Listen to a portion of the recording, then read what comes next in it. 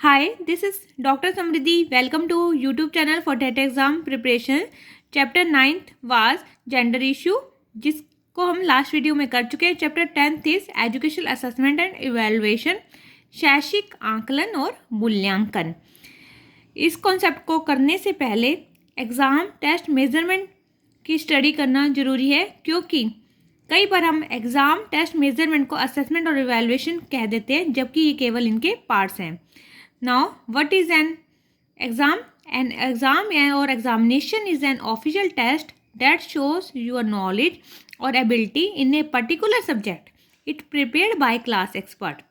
Exam और examination एक official test होता है जो किसी पर्टिकुलर सब्जेक्ट में आपकी नॉलेज और योग्यता को जांचता है.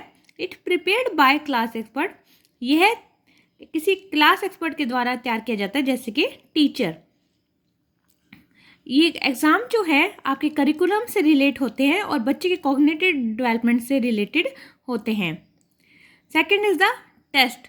Test may be called as tool and set of question which is use to measure a particular characteristics of an individual and a group. Test को एक टूल के रूप में लिया गया है जिसमें क्वेश्चनों के सेट्स होते हैं. ये which is use to measure a particular characteristics of an individual and a group. यह किसी व्यक्तिगत और समूह की एक विशेषताओं को मेज़र करते हैं. टू टाइप्स के टेस्ट होते हैं, स्टैंडर्डाइज टेस्ट और अनस्टैंडर्डाइज टेस्ट, अमानकीकृत और मानकीकृत. सबसे पहले हम पढ़ेंगे अमानकीकृत यानी कि अनस्टैंडर्डाइज टेस्ट क्या होते हैं. Unstandardized test those test which is prepared by teacher for scoring purpose. अमानकीकृत टेस्ट वो टेस्ट होते हैं जो टीचर के द्वारा तैयार किए जाते हैं, जो जिसके पीछे जो पर्पस होता है सिर्फ स्कोर करना होता है, जैसे कि एग्ज़ाम जो हम पहले पढ़ चुके हैं. स्टैंडर्डाइज टेस्ट कौन से होते हैं. Standardized test those test which is prepared by an expert और specialist. Validity and reliability are two characteristics of this test. मानकीकृत परीक्षाएं वो परीक्षाएं होती हैं जो किसी स्पेशलिस्ट और एक्सपर्ट के द्वारा तैयार की जाती हैं. इनकी दो विशेषताएं होती हैं, वैलिडिटी और रिलायबिलिटी. हमेशा स्टैंडर्डाइज टेस्ट हमेशा वैलिड और रिलायबल होंगे, तभी वो स्टैंडर्डाइज टेस्ट कहलाए जाएंगे, जैसे कि personality test, interest test, aptitude test, attitude test, value test, जो किसी एक विशेषता से रिलेट करते हैं. What is validity and reliability, ये मैं आपको आगे समझाऊंगी. थर्ड इज मेजरमेंट, मापन. Measurement is the assignment of a number to a characteristics of an object or event which can be compared with other object और events. मापन एक ऐसी प्रक्रिया है जिसे हम माप सकते हैं. उसकी एक विशेषता होती है जिस जैसे हम किसी वस्तु को जब हम माप सकते हैं, तोल सकते हैं, जो हमें एक्यूरेट वैल्यू दर्शाता है, हम उसे मापन कहते हैं. और हम एक वैल्यू को दूसरी वैल्यू के साथ जब कंपेयर कर सकते हैं तो हम उसे मापन कह सकते हैं. जैसे हमने दो लड़कियों की हाइट को मापना है तो हम देख सकते हैं कि एक लड़की की हाइट 5 फुट 3 इंच है और एक लड़की की हाइट 5 फुट 4 इंच है या 5 इंच है. तो हम लड़की की हाइट को हम नाप सकते हैं और उनमें डिफरेंस भी देख सकते हैं. एक्यूरेट वैल्यू दिखाने वाले को हम मापन कहते हैं. जैसे 1 लीटर, 1.5 लीटर, 2 लीटर, 2.5 लीटर, ऐसे ही 10.5 kg, 10.7 kg, 11.2 kg. Accurate value जो आपको दर्शाता है उसे हम मापन कहते हैं. नेक्स्ट इज असेसमेंट यानी आंकलन. Assessment is the process of documenting usually in measurable terms knowledge, skills, attitude and beliefs. आंकलन उस प्रक्रिया को कहा जाता है जिसके अंदर ज्ञान, कौशल, अभिवृत्ति और विश्वासों को मापा जाता है. फिफ्थ इज इवैल्यूएशन यानी कि मूल्यांकन. राइटस्टोन के अनुसार evaluation is relatively a new technical term introduce to designate a more comprehension concept of measurement that is applied in conventional test and examination. The emphasis is upon based personality changes and major objectives of educational program. This include not only subject matter achievement but also attitude, interest, ideal, way of thinking, work habits and personal and social adaptability.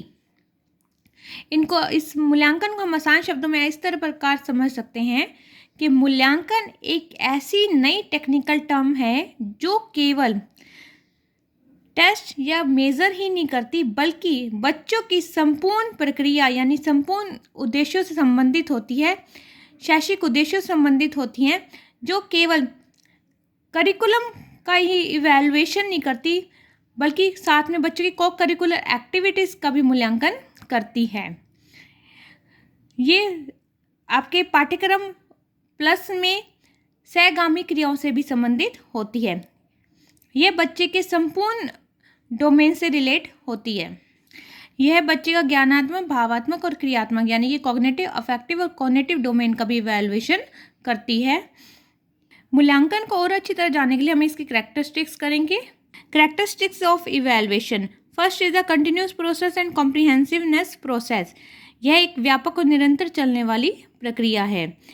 मूल्यांकन को व्यापक क्यों कहा गया? क्योंकि ये continuous चलती है और साथ में बच्चे का ऑल राउंड डेवलपमेंट करती है। व्यापक यानी कि बच्चे का ऑल राउंड डेवलपमेंट करना, यह बच्चे के सभी क्षेत्रों से संबंधित होती है, चाहे वो फिजिकल हो, चाहे वो इंटेलेक्चुअल हो, चाहे वो मेंटल हो, चाहे वो मोरल हो, चाहे आपके बच्चे के सोशल हो।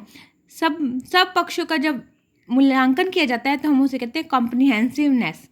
कंटिन्यूस प्रोसेस यानी ये मूल्यांकन जो है कभी भी कहीं भी लिया जा सकता है, क्लास के अंदर भी, क्लास के बाहर भी, किसी एक लेक्चर के अंदर भी, किसी एक पर्टिकुलर सब्जेक्ट एरिया में भी, और पूरे होल सिलेबस का भी मूल्यांकन किया जा सकता है।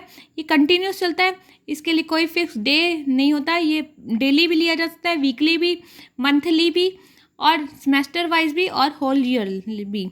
तो इसलिए इसे हम कंटिन्यूस एंड कॉम्प्रिहेंसिवनेस प्रोसेस कहते हैं। Second is the quantitative and qualitative यानी गुणात्मक और मात्रात्मक। ये केवल स्कोर पर बेस्ड नहीं होता, ये केवल सिलेबस से रिलेटेड नहीं होता, बल्कि बच्चे के क्वालिटेटिव गुणों से भी संबंधित होता है।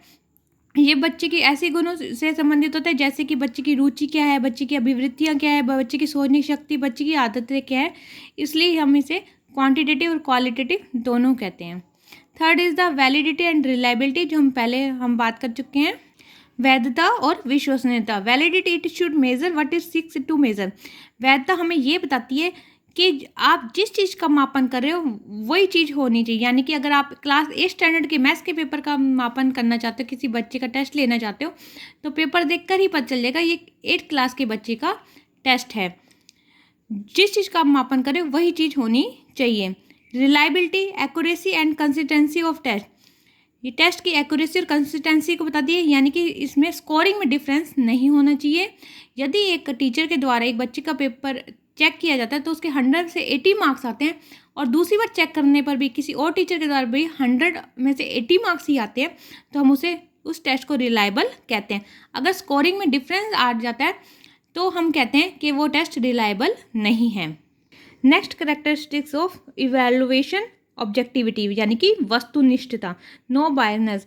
जब भी बच्चे का इवैल्यूएशन किया जाना चाहिए तो अध्यापक की भावना उसमें सम्मिलित नहीं होनी चाहिए। उसी को हम पक्षपात की भावना कहते हैं, नो बायसनेस कहते हैं।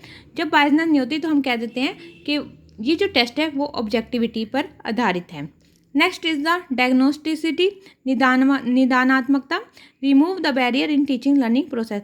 हम इवैल्यूएशन कब करते हैं? जब बच्चे का कोई डायग्नोस करना हो, यानी कि टीचिंग लर्निंग प्रोसेस यानी इंस्ट्रक्शन देने से पहले हमें बच्चे के पढ़ाई के टाइम आने वाली बाधाओं को दूर करना ही डायग्नोस कहा जाता है।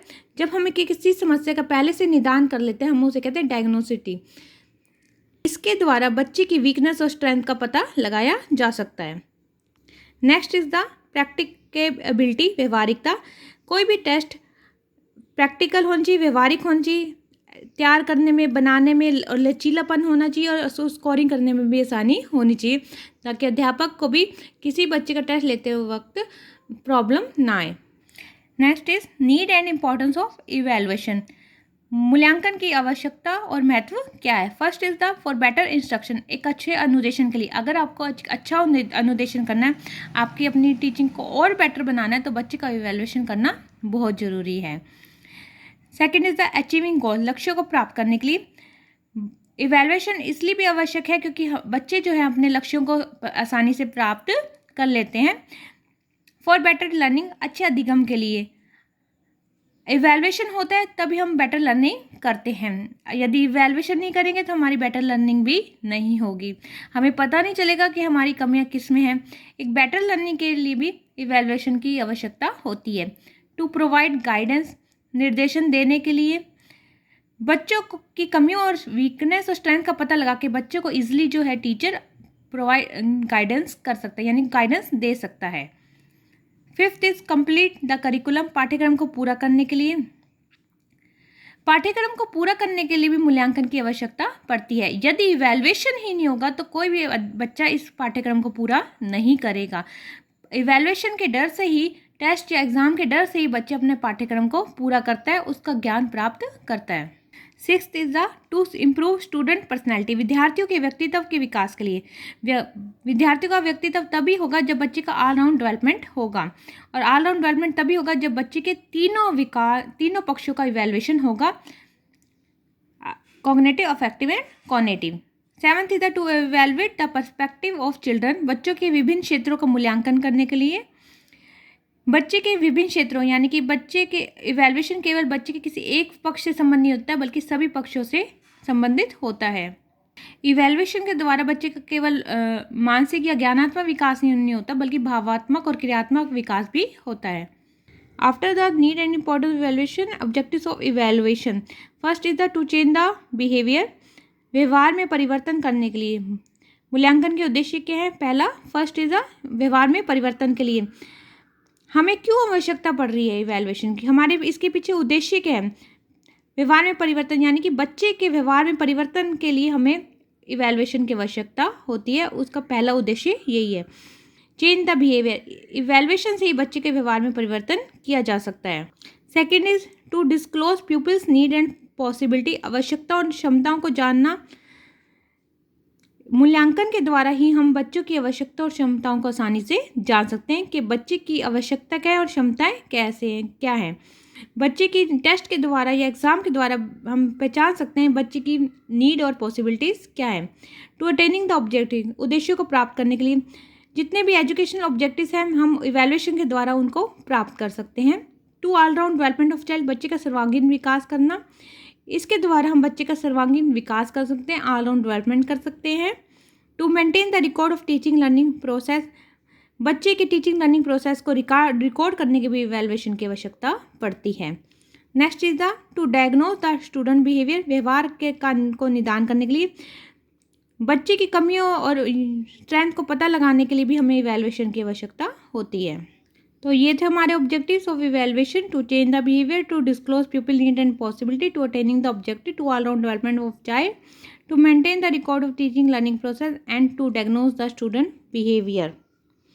इस तरह हम अपने इवैल्यूएशन के द्वारा बच्चे अपने उद्देश्यों को पूरा कर सकते हैं। If you like my video please like, share and subscribe. Thank you.